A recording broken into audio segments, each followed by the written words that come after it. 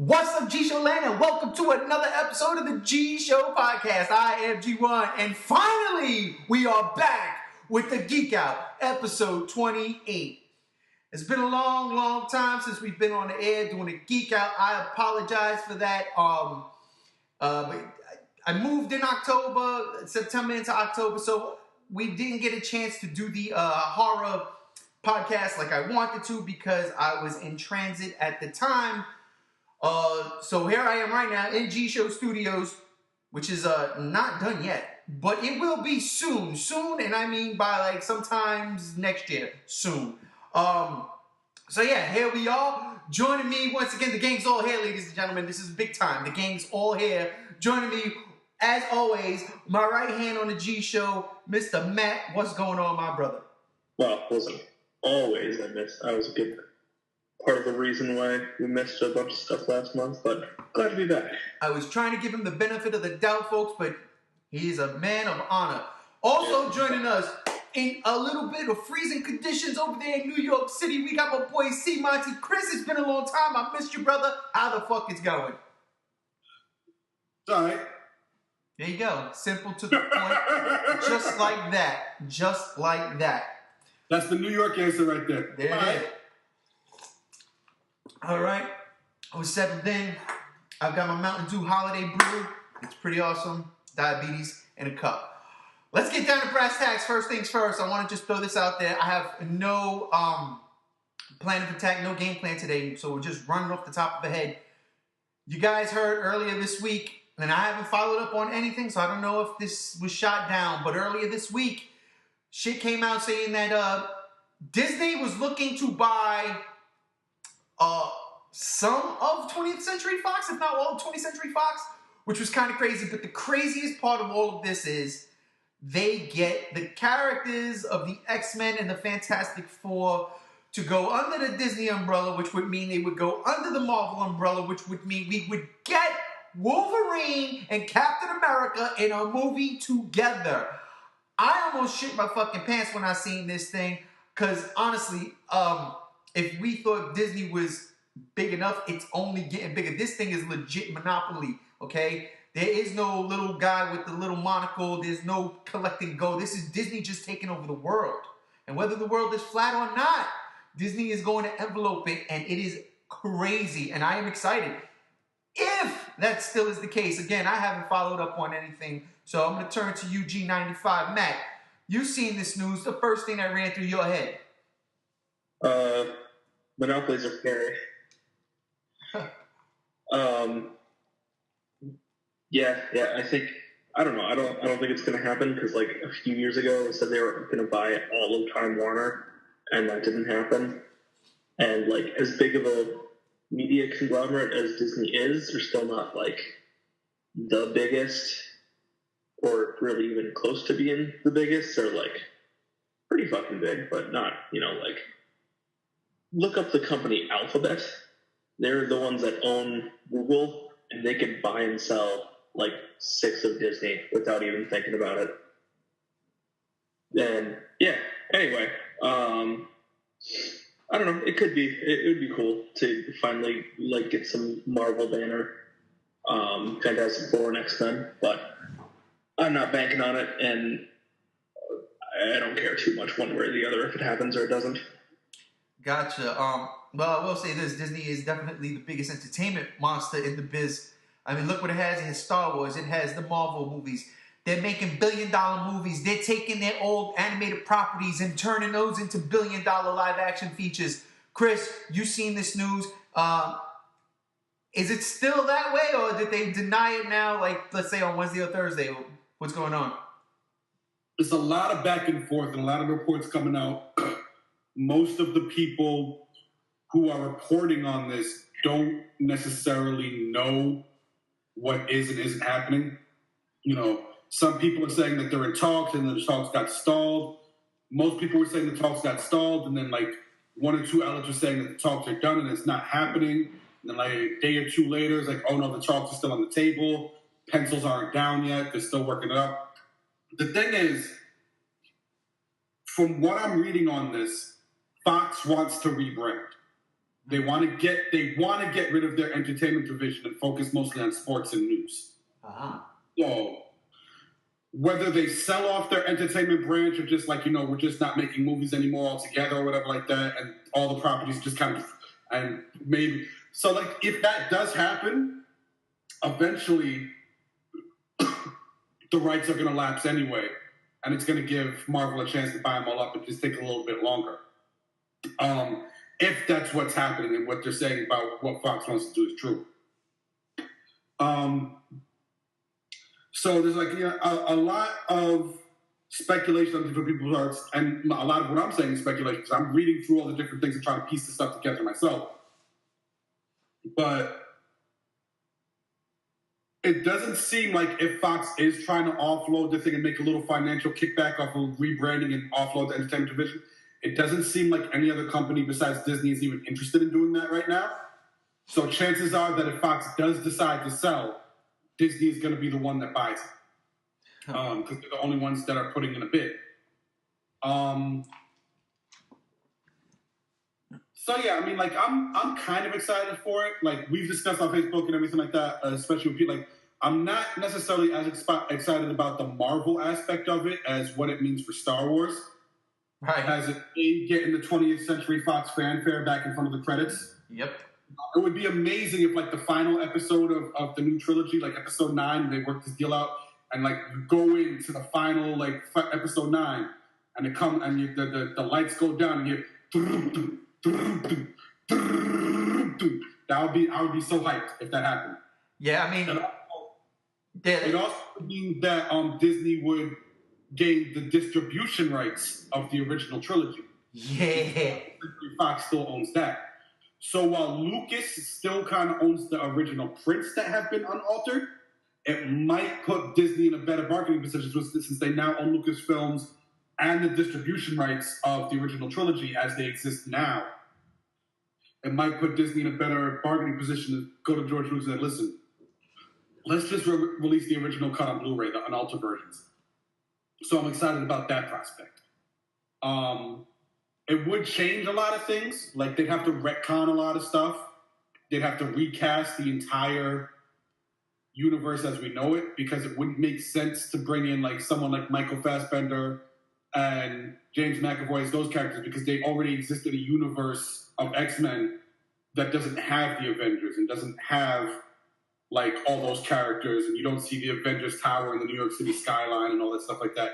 So I have to figure out a way to work all those characters together, whereas previously, they didn't exist together. And that's easy for them to do because X-Men is constantly changing their freaking timelines. Yeah, exactly.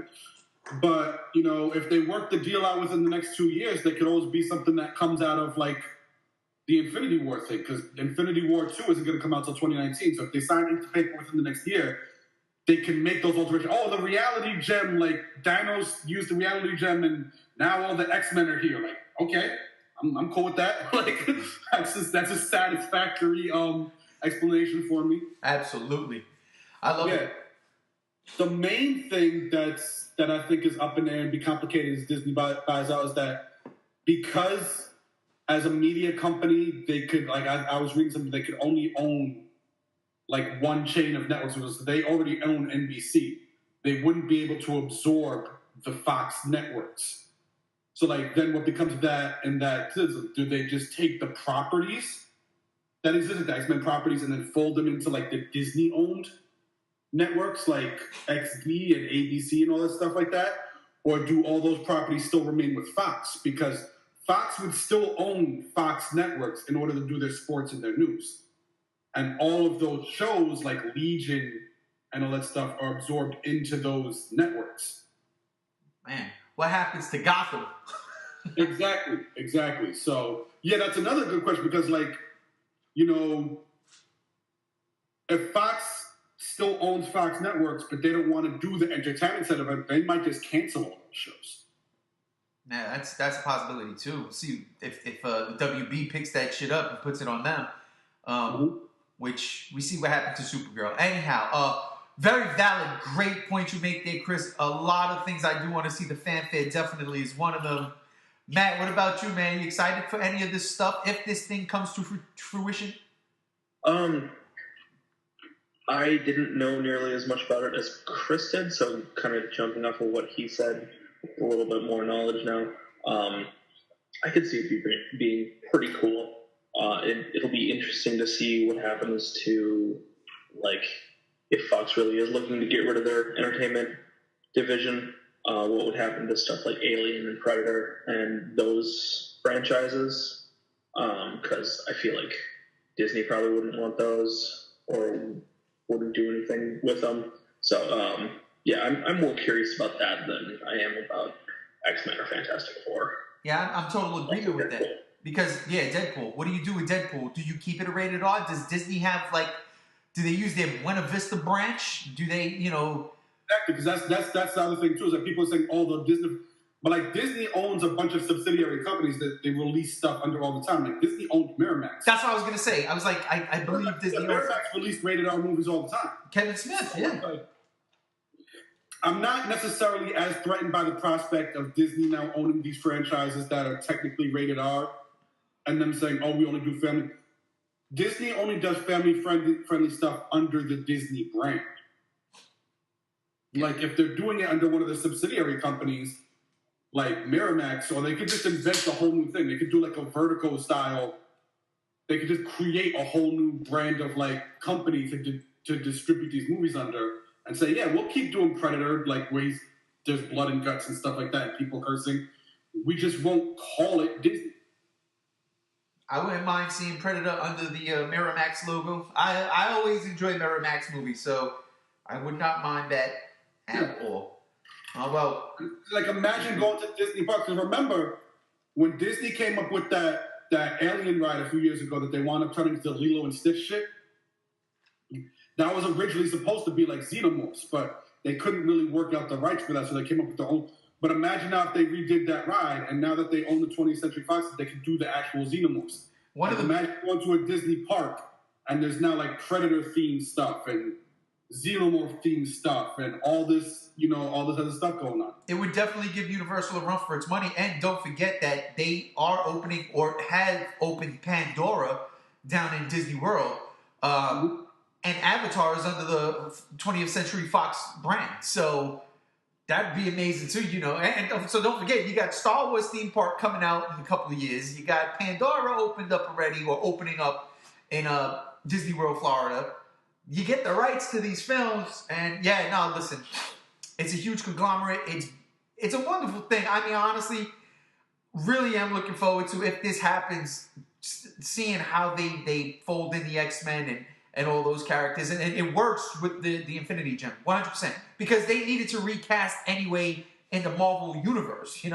I'm sure they were going to change things up sooner or later, and the Infinity Stones is the way to go. And also, the fanfare on a Star Wars movie, which is what we're going to get into right now, is going to be with that Rian Johnson trilogy of Star Wars films. What the hell is going on there? I absolutely went bonkers for this news that came out of left field. I mean, it seems that Disney and Lucasfilm were so impressed and so happy with The Last Jedi, they gave Rian Johnson a trilogy to work on by himself. Now, that opens the possibilities to millions and millions of things. But I want to try to narrow it down to like maybe 2 or 3 tops. I have a feeling on one in particular. One that I'm really not too fond of, only because I don't really know that lore. But I want to get into this. So, you guys obviously heard the news. I know, Matt, because I think you sent it to me, and I was like, what? What do you think with this Rian Johnson news doing 3 new movies after this set of trilogy is done? What do you think it's going to be, and are you excited about that? Starting with me? Yes, sir. Okay. I think it'll probably be either a trilogy of standalones or some maybe Knights of the Old Republic era stuff. Those seem to be the pretty big theories going around so far. It's probably way too early to tell at this point, though. It's probably just pure speculation and whatnot, but I doubt it's going to be the next main trilogy. I doubt it's going to continue like Finn and Rey's story at all. I think it's going to have nothing to do with them. Maybe we haven't had any spin-off movies announced post Han Solo, so maybe this will be the Obi-Wan trilogy, or maybe it won't even be a trilogy of movies. Maybe it'll just be 3 separate Star Wars stories that he's directing, and it could be cool as shit. I like. Obviously, I haven't seen The Last Jedi yet, but I like Rian Johnson's enthusiasm towards it, and he's always just like very excited. He's talking about it. It's kind of like a kid in a candy shop, and so it's cool to get that kind of excitement about your project. So no matter what it is, I think it's probably gonna be pretty fucking cool. Chris, this news gave me the shivers. This Mountain Dew holiday brew is giving me the jitters. I am shaking right now. Chris, Matt said something about the Obi-Wan trilogy. If that was to come to pass, do you think it'll be set up somewhat in The Last Jedi? And what do you feel might these 3 movies be? I mean, I'm gonna take a lead off Matt. I'm gonna try to avoid speculating too much because it really could be anything at this point. I agree with Matt that I don't think they're gonna use it as a platform to continue the Finn and Rey storyline. I think they're gonna, as of Episode 9, gonna try and tie up everything that comes off of the Skywalker storyline. So because Finn and Rey are like an offshoot of that, then they're gonna give us like the possibility that there might be more stuff for them to do, but their storyline's pretty much wrapped up. So it could be Obi-Wan prequel thing, like when he first meets Qui-Gon. It could be 3 movies that exist between New Hope and not New Hope, Return of the Jedi and The Force Awakens. Maybe just 3 different tasks that fucking Obi-Wan did when he was watching over Luke. Who knows? It could be a Rebels thing. It could. Honestly, the exciting part about it is that it could be anything at this point. Because for so long, Star Wars has been about Anakin Skywalker and his two children, mainly Luke. And it's been about that whole thing about the rise of the Galactic Empire, the fall of the Galactic Empire, and now the First Order. So for so long, that has been what Star Wars is. But now, they're coming out with a trilogy. They're saying they're announcing a trilogy, which to my mind doesn't mean standalones like what they're doing with the Han Solo thing and things like that. It's like an actual new arc. Yeah. But it has nothing to do with the Skywalkers and what was going on there. So it could be anything, and I'm excited about it. I am 100% excited. The one thing I don't want to see, and again, it's not because I don't want to see it, it's just because I never got into it, is Old Republic stuff. Don't get me wrong, the trailers for those games, those cinematic trailers, are breathtaking. Absolutely gorgeous, and sometimes it makes me want to learn more about that. Maybe pick up a book and read it, which, I ain't got time for that stuff. But I'm not playing those games. I played that first, the Old Republic, and honestly, and I kid you not, I fell asleep while playing the game, and it wasn't late at night. I was just literally bored that I passed out. It's just not my cup of tea. So I don't know how invested I would be in an Old Republic era movie. I say that now. The first trailers come out, if that's the case, and of course I'm there, right? The Obi-Wan thing is interesting. I'm because Ewan McGregor he's at the perfect age to do this, but I just don't think there's anything to be done with this character. I mean, my biggest thing was, well, you know what? If Maul's still running around in continuity, then in the movie we can have the final climactic battle between Obi-Wan and Darth Maul. But we saw that last season in Star Wars Rebels, so that's over. So I really don't know what you can possibly do with Obi-Wan. I mean, yeah, I'm sure he's not on Tatooine 24/7, 365, days a year watching over Luke. But then again, that was his task. So I don't know. I can't see Obi-Wan having a space adventure in between Revenge of the Sith and A New Hope. That's just me. especially because he would be trying to keep a low profile when the Empire off his back. Exactly, and we want to see the Jedi do Jedi things. Well, I want to see the greatest Jedi Master, and Obi-Wan Kenobi, do great things. And who is he gonna fight? Is he gonna fight Mara Jade? Is he gonna have is the Emperor gonna have the Emperor's hand in it? Maybe that's a possibility, and I could dig and live off of it. Especially. Whoa, Matt! It just came to me, Matt. Matt, here it goes. I got one of those things. What if it is an Obi-Wan trilogy? And what if it is Mara Jade as the Emperor's hand going to fight Obi-Wan? And what if, Matt, just what if? What if they fall in love? And what if, Matt? They have a little baby. They have a little baby, Matt, and they freeze the little baby in carbonite. What if, Matt? I'm just saying. And if for whatever reason, 50 years later down the line, the baby pops out, and it's little Ray. Matt, that's the only way I buy into the theory that Obi-Wan Kenobi is Rey's father. That's the only way, Matt. The only way. Whew, I'm sorry. Well, yeah, it's true. This Mountain Dew's got me going, woo. No, or something I would love to see, but it would be really hard to do. I would love to see a Clone Wars era trilogy. A straight up, I know they tried to give us the gritty Star Wars war movie with Rogue One, but there's something to the Clone Wars that I've always wanted to see. And from when Obi-Wan was talking about it to Luke in A New Hope. And then we got the show. We got the shitty Clone Wars movie, which avoided all fucking cost. That movie is terrible. But the show that spawned from that animated movie is great. That Clone Wars show is phenomenal. And I would love to see, because seriously, when Order 66 comes around, just all those different locations you see the clones where they start slaughtering the Jedi, I would love to literally visit some of these planets. And I know we got that in Clone Wars. But to see that on a big screen in live action, and you don't need Obi-Wan and Anakin. We already saw that part of that. We can have other Jedis. Fuck, give me Kanan and his master. I would go crazy. I would absolutely love that. But that's just me. That's what I would like to see. In that order, it'd be like, give me a Clone Wars era trilogy this way. Because what you could do there too is also kind of, without retconning, fixing certain things that didn't work. Start connecting things that try to make sense to the rest of the prequels. Because there's always going to be hate for the prequels. But then they maybe could make things just flow a little bit more. Whereas the Clone Wars series is a phenomenal series, but you're not going to get the amount of eyes on that show as you would in the theaters. So you take the Clone Wars, you throw a trilogy in there, and take it home. I would love to see that. That's just me personally.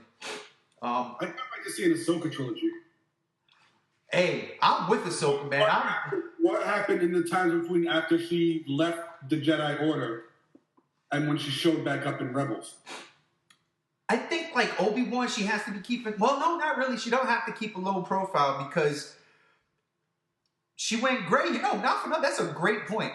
To see her, and I guess her being the first gray Jedi we would see come to that, because I'm sure Luke is a gray Jedi. You guys see the marquees in the theaters? If y'all seen Thor or anything? How they got Luke on the light side and then they got Luke on the dark side? It's like, that's cool shit, bro. I love it. I wouldn't mind an Ahsoka. But sticking on Star Wars, what do y'all think about, Chris, what do you think about the Star Wars TV show that was announced along with the news of Rian Johnson's trilogy? I didn't even hear about that. Really? Not to fill me in. Okay, so they announced that they are moving forward with the live-action Star Wars television show. And apparently, it is going to be based off what George Lucas wanted to do back then, Star Wars Underworld. Now, this coincides with the news that the game, and I forgot the name of the studios, but one of those studios that were making an open-world Star Wars underground game, like a bounty hunter-style game, that studio closed down. That game's never coming out. And they had, I don't know if they had previs on anything, but I know that they had a lot of storyboarding and some work because they showed it at E3 and they showed it at Star Wars Celebration. They were big sweeping vistas.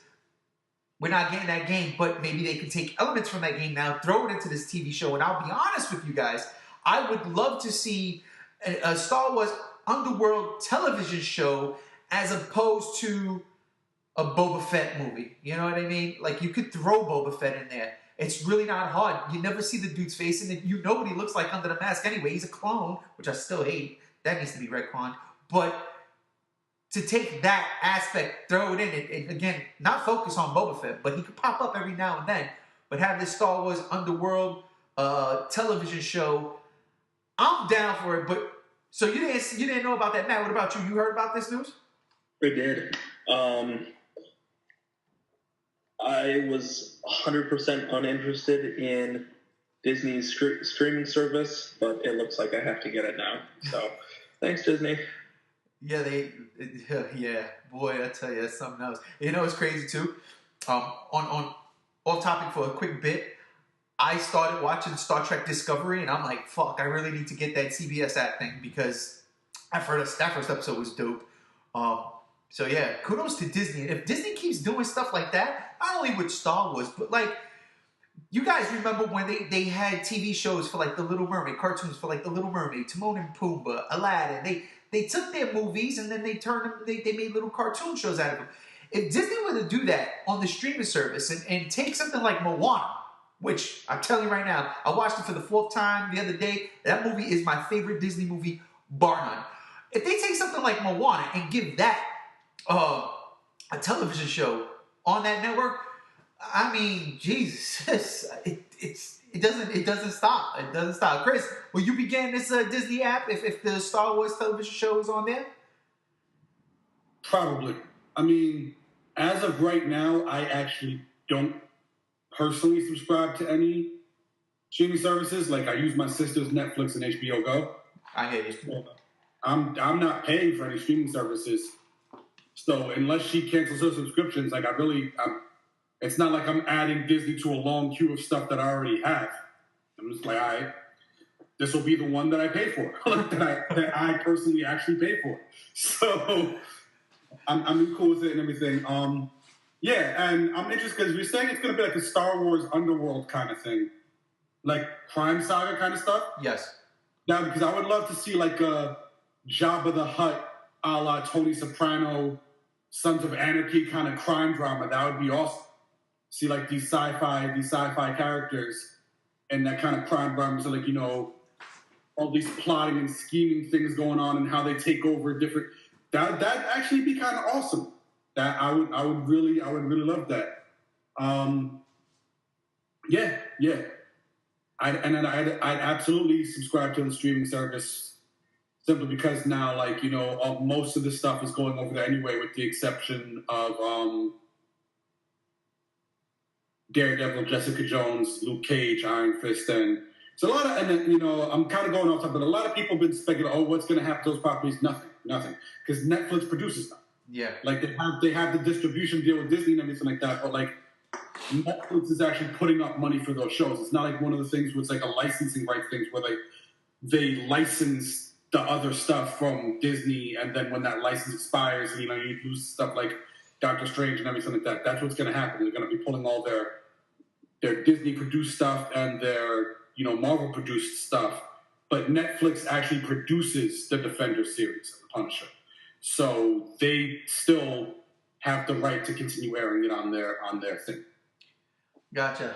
All right, before we go on, I'm throwing a curveball here. The little new segment I'm just throwing here is called Ray's Rants. I'm going to rant real quick about something, and y'all probably don't know what it's about. I know Matt definitely doesn't, and Chris, I'm not sure how caught up you are with this, if you even watch. I think you don't. But I'll talk about real quick, Dragon Ball Super, episode 115. Here's a quick rant. Now, got the Funimation app, been loving it. I caught up with all my Dragon Ball Supers. I watch it every Saturday when they drop a new episode.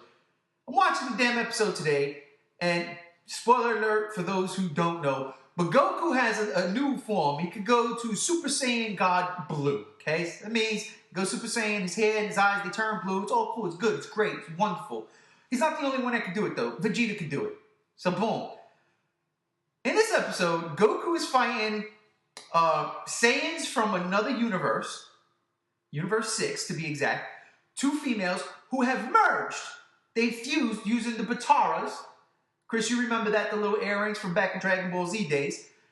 They fuse using the Pataras, and they're kicking Goku's ass. All right. Goku goes blue.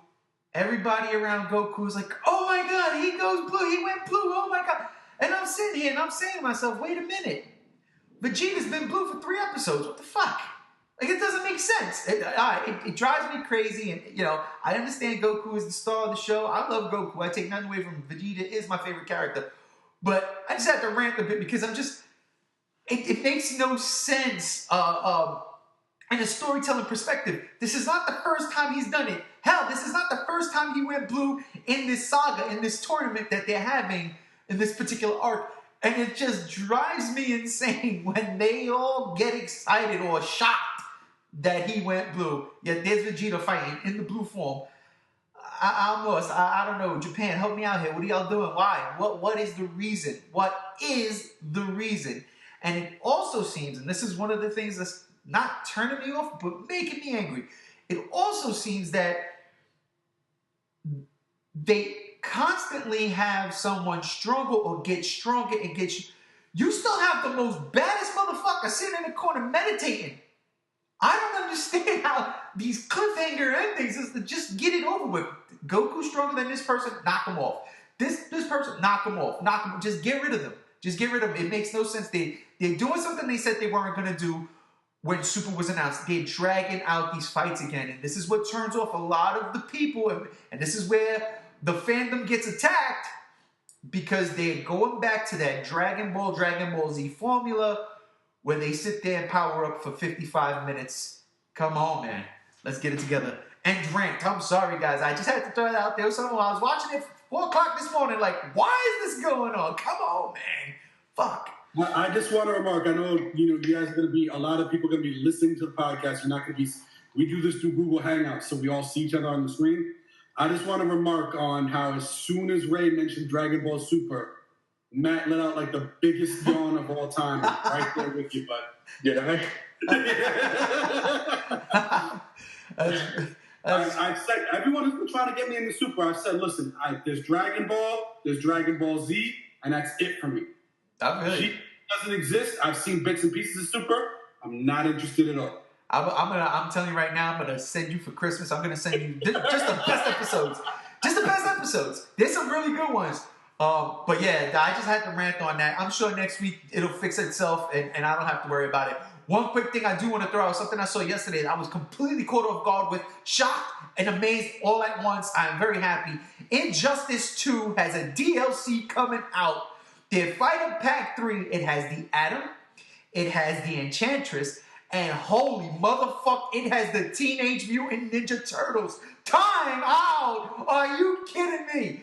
This shit was the best day of this. This is why it's called the Geek Out, because here I am geeking the fuck out. This shit was so fucking dope. The trailer for it was insane. The turtles looked great. I was sitting there, my eyes were like bulging out of my head. I didn't even hear about this. I did not see this thing coming at all. And I'll tell you right now, because of this, I have to go and get Injustice 2, and I have to get all the DLC characters. They got Hellboy. Hellboy looks straight out of the Dark Horse comics. He don't look like Ron Perlman or the other guy from Stranger Things. He looks straight out Mike Mignola art. It looks fantastic. But those Ninja Turtles, you've got to be fucking kidding me. Dude, motherfucking Batman versus Leonardo. I'm so fucking down for this shit. I can't wait for that. You guys see that trailer by any chance? Mm-hmm. I have not, but I'm probably going to check it out after we're done here. Yeah, it's pretty fucking awesome. I loved it. Chris, you might get a real kick out of it. I'll tell you right now. But okay, all that shit aside, there is a Thor review that Matt and myself did that I have not uploaded yet. I apologize, Matt. Again, this week was crazy. It will be uploaded, but Chris wasn't on that review. Chris, did you see Thor yet? Of course. All right, so Chris, I want to, real quick, Matt, we'll do a quick thing, but I want Chris, what you think of Thor, man? Tell us. I thoroughly enjoyed it. I really enjoyed it. I think a lot of the hype it's getting, though, like people are saying, people praising and everything like that, I think like 90% of that is just because it's like the first Thor movie that was actually good. Like, but I do feel like, I don't want anyone to have to take away here from what I'm about to say. Like, I don't want anyone to have to take away that I didn't like the movie.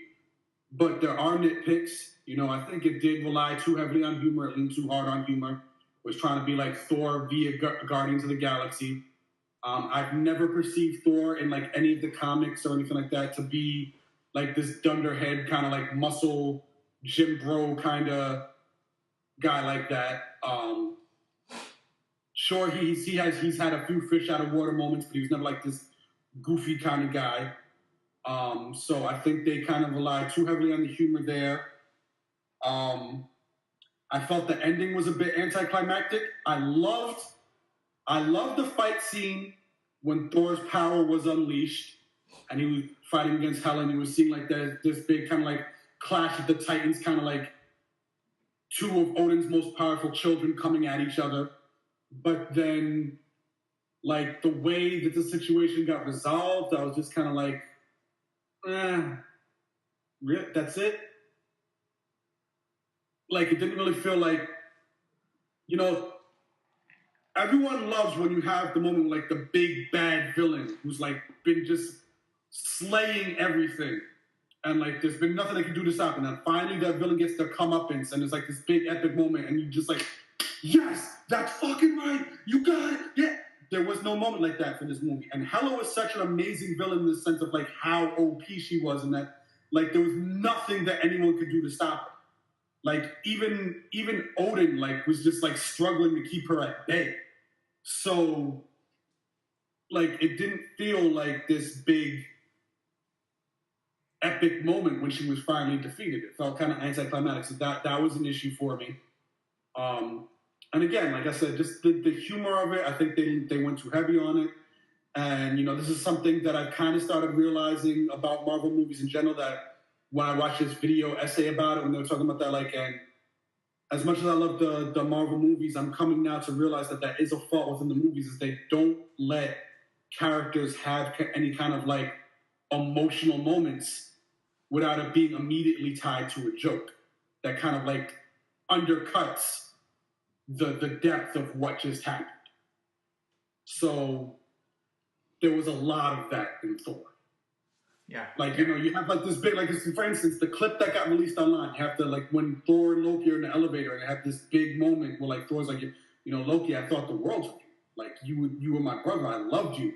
And then it immediately goes, let's do Get Help. And it goes, and it's like, you just had this big emotional connection with your long-lost brother who's been trying, like, you know, you've been after each other, and you just had this big emotional connection, and immediately after that, oh, let's do Get Help, and I'm going to throw you at these guys, and it's going to be awesome. Let them let that emotional weight sink in for a bit before you go to the next gap. So there was a lot of that and that kind of, but overall, I really enjoyed the movie. There were a lot of great moments. The humor was funny. I just felt like they should have pulled back just a bit and allowed there to be more emotional stuff going on.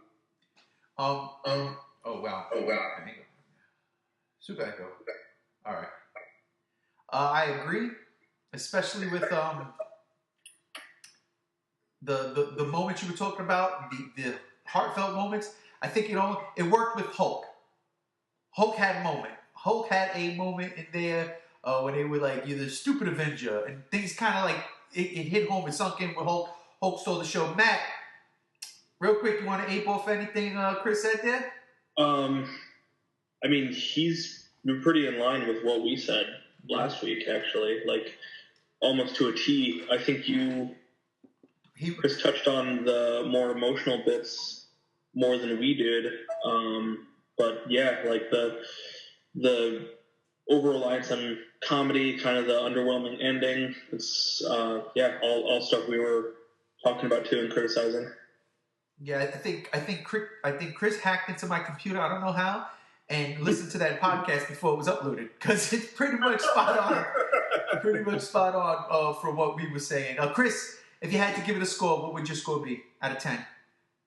Out of 10, like a 7.5. Holy shit! Like, legit, he stole the fucking podcast.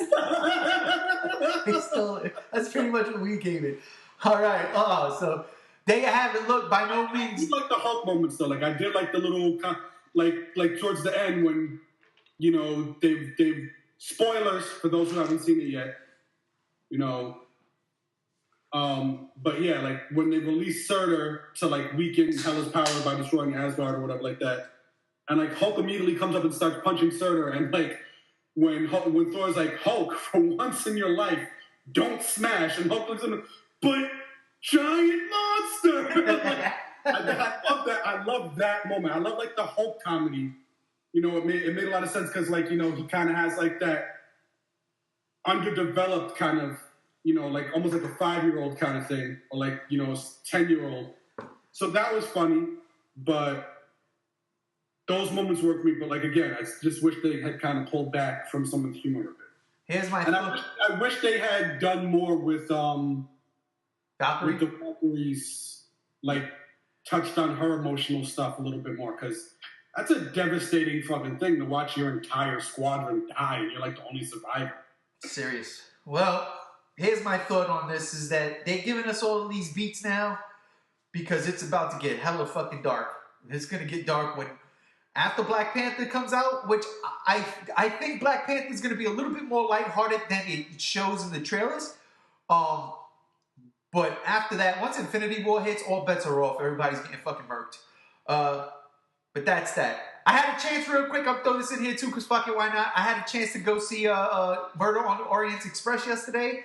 I gotta be honest, I enjoyed the movie. It's pretty funny. Well, it's not really funny. Let me rephrase that. It's funny in the beginning, but it's a cool little murder mystery. I dug it. I'm usually not one to watch these types of movies, but it was definitely a good afternoon matinee. You know, me and my pops caught. So if you guys got nothing to do and want to go to a movie and you're like, well, I don't know if I want to see Thor again and Justice League just ain't doing it, go check out Murder on the Orient Express. Kenneth Branagh kills it. He's the fucking man as Hercule Poirot. All right, let's get down. Last 20 minutes, I want to talk about this because it comes out this weekend. The first podcast we did here on the G Show was Batman v Superman. The culmination of that happens this week, this Friday, when the Justice League comes out. Now, I already got my tickets for Thursday. I'm sure Matt has his tickets. Chris, do you have your ticket? Friday. So we will do the review this next coming weekend. But people have seen the movie already and were allowed to give their initial reactions without saying anything of the plot or spoiling the film. The embargo gets lifted early, I think Wednesday, which is kind of crazy, all things considering that this movie comes out Friday, but really Thursday because of all the advanced screenings and shit. I want to know, what do you guys think of all this shit, Matt? What do you think of the word going around on Justice League right now? I've been trying to stay away from it. Any news about how it is or reactions and stuff I'm staying away from, because the day BVS came out, you know, that morning, I saw something that said, you know, like, it's really underwhelming, or it's, you know, it's like just okay.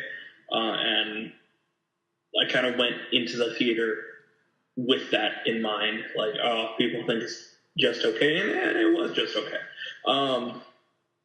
But I don't want to have any preconceived notions other than my own about Justice League, which I'm very cautiously optimistic.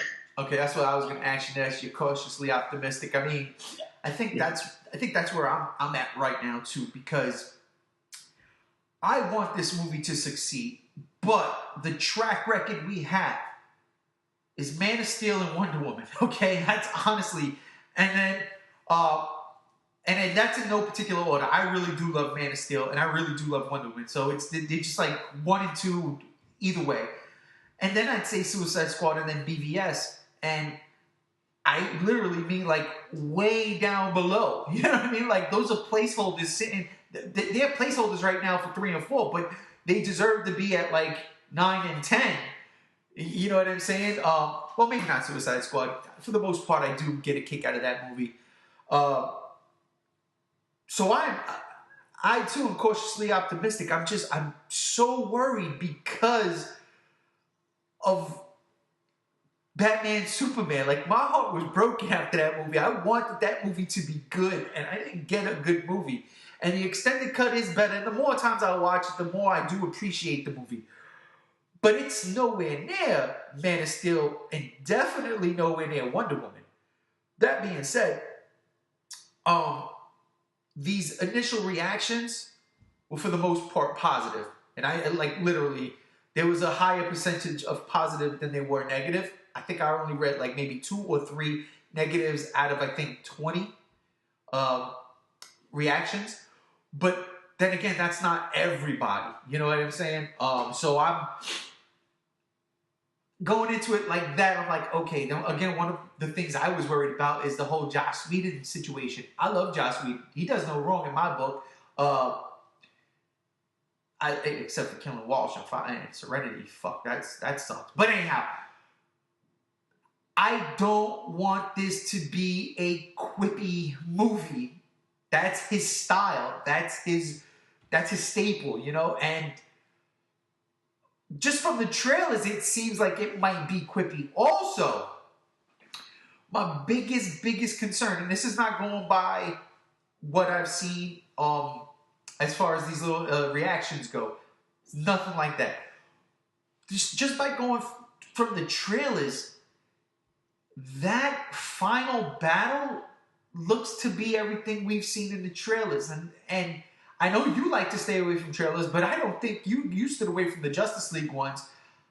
No, I think I've seen all of them. Yeah, so I'm just like, this is what we're gonna get. And to me, it's kind of like, you know, like, this is not what I want at all. Like, I want something bigger and badder and bolder. I want something bold. I want them to really go for it, you know, because this is pretty much the end of the line. We don't know what DC and Warner Brothers is going to do after this. They're saying they're not going to continue on. They're going to start focusing more on, like, solo stories. They're not going to do like Marvel, where they weave this tapestry together within all their movies, and then, boom, when an Avengers movie comes out, you're like, oh, all the pieces fit. It makes sense. It doesn't seem like Warner Brothers and DC wants to do this, and I worry about that because, again, I didn't care for the fact that they were doing a Justice League movie. I didn't know whether or not I wanted them to do the Marvel template, start with this character and then this character and then this and then bring them all together, or just go for broke and do like they were going to originally do with the director from Mad Max. And for right now, I'm drawing blank. Was that? George Miller. Yeah, exactly. Have him do just the Justice League movie and then branch from that. That would, you know, fucking just come out the gates right on point with that. I mean, I don't know, Chris. You've seen the commercials. Have you seen any of the reactions that came out earlier this week? Yeah, I've been seeing the reactions and everything, and the consensus I seem to be getting is that the movie itself, story-wise and plot-wise, is a mess, or at least not internally consistent, but it's fun. That seems to be what everyone's saying. It's a fun movie. The characters are great. They interact well, but the actual story of the movie doesn't make much sense. And that worries me because, you know, you guys know, like, someone who, like, fancies himself a writer, story is important. Yeah. It from what I've been getting, and you're probably going to be mad at me for saying this because, like, we disagree on this movie in general, but from what I've been getting, it seems like, because we know Joss Whedon stepped in after Zack Snyder had the issue with his daughter's suicide, and Joss Whedon came in and kind of took over the helm. And from what it sounds like, I forget exactly where I read this, and I may just be Mandela affecting on this, but, like, he reshot like 80% of the movie or something like that. Like, a big portion of the movie got reshot under Joss Whedon. And it's kind of sounding like he turned it into, like, the DC version of the Avengers. Yep. I don't want that at all, because the Avengers was one of the weaker Marvel films. You're absolutely wrong. Okay, I'm right on that, but... I'm actually in agreement with you. I feel about the Avengers the way you're describing the reactions of Justice League was like, I think it's a messy fucking movie, plot-wise, but it's fun. Yeah.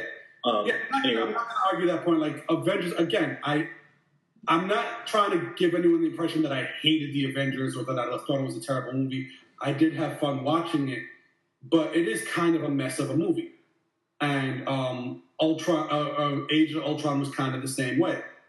And that's what I'm worried about, is that Joss Whedon kind of turned this into a DC version of Avengers, where you're going to be entertained by it, you're going to have fun with it, but ultimately walk away feeling like it was pretty much a mediocre movie that could have been better. And,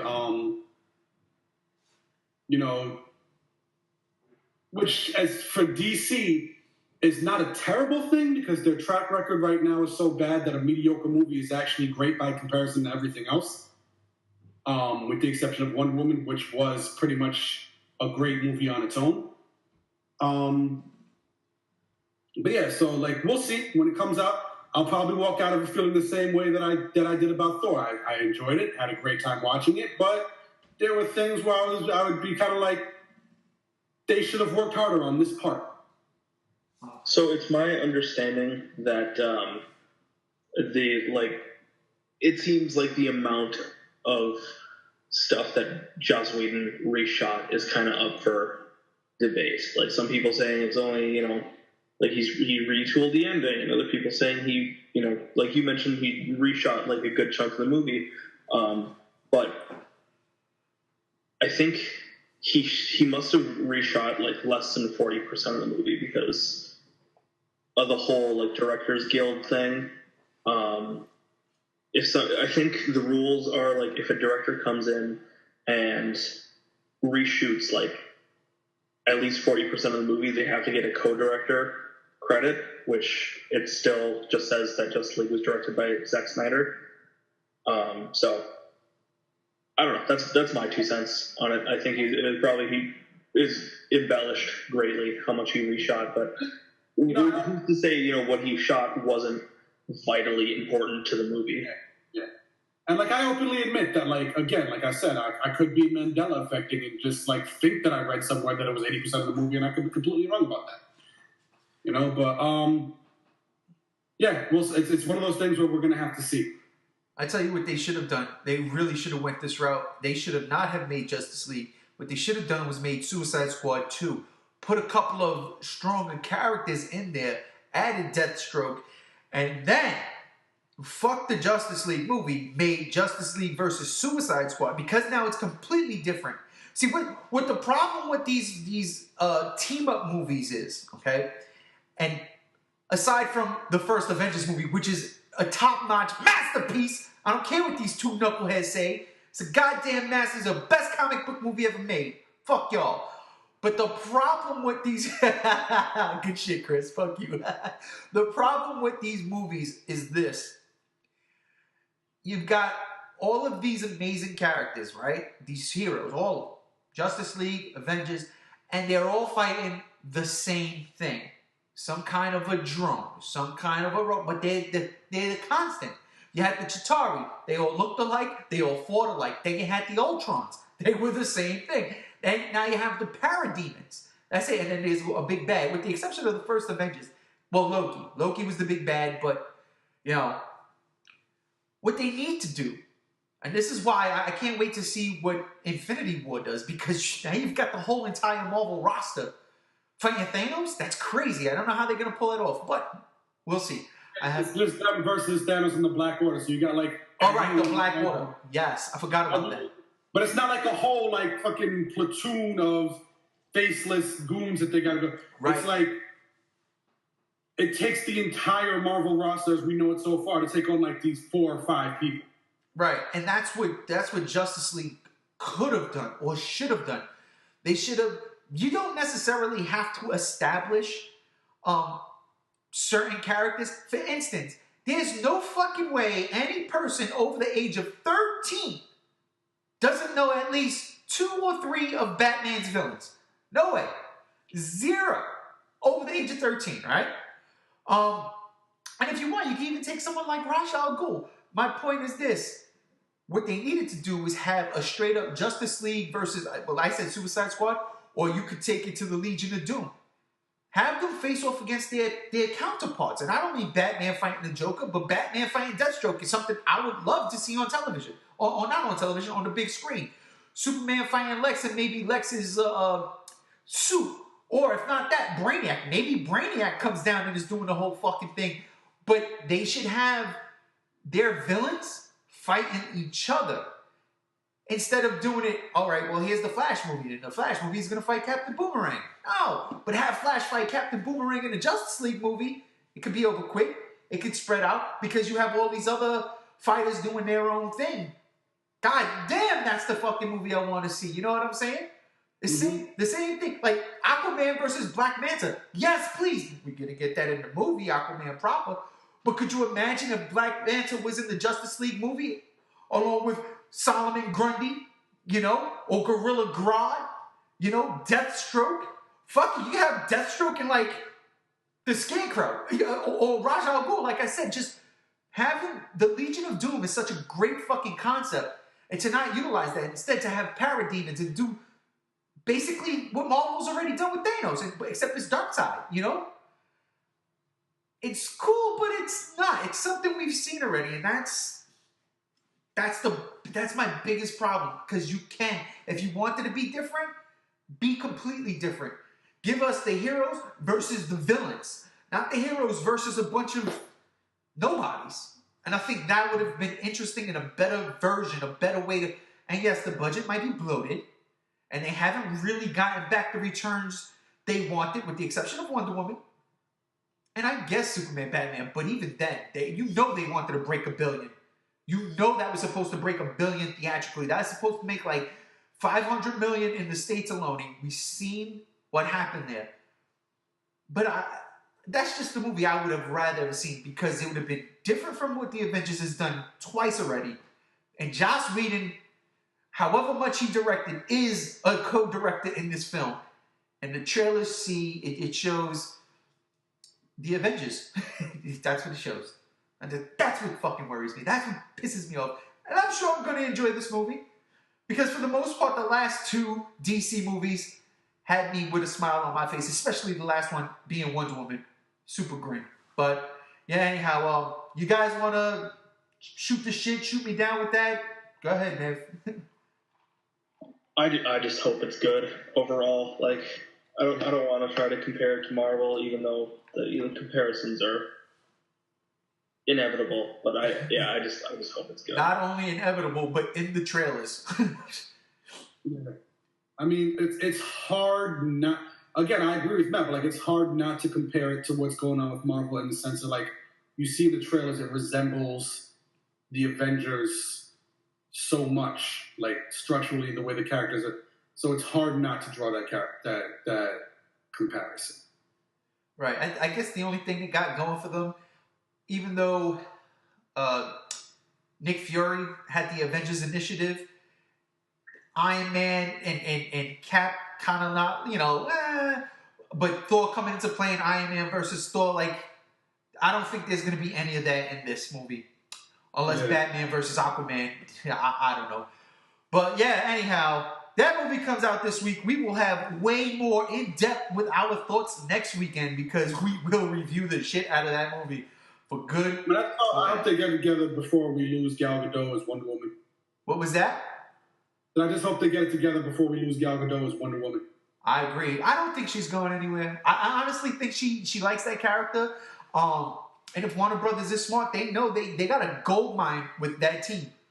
Yeah. You know, they have a gold mine with her and God, I'm drawing blanks.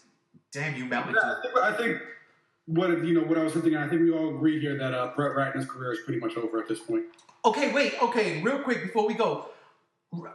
I don't know what that means, but I saw something, Gal Gadot talking about Brett Ratner or something with them two names in the same sentence as Wonder Woman. What the fuck was that about? Yeah, she's threatening to quit, or supposedly threatening to quit playing Wonder Woman if WB doesn't fire Brett Ratner for as a producer.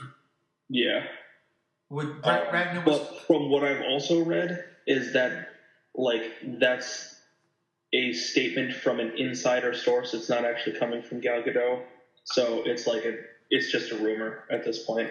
It's just a rumor that's getting blown out of proportion. Okay, so let me ask this question then. I don't necessarily feel that, like, I see what Matt is saying, but I don't necessarily feel that means, because essentially what happened is earlier this week, Ellen Page, in light of all like the stuff that's been coming to light recently and people taking the sexual harassment stuff seriously and not dismissing these actresses' claims and everything anymore offhand, Ellen Page released a statement that during the filming of X-Men 3, Brett Ratner basically outed her and like made derogatory statements. Essentially, he said something about her and this other actress should fuck each other so that Ellen Page would realize that she was gay. Oh, wow. He did this in front of other people. And now other people are coming out making claims against Brett Ratner that he's...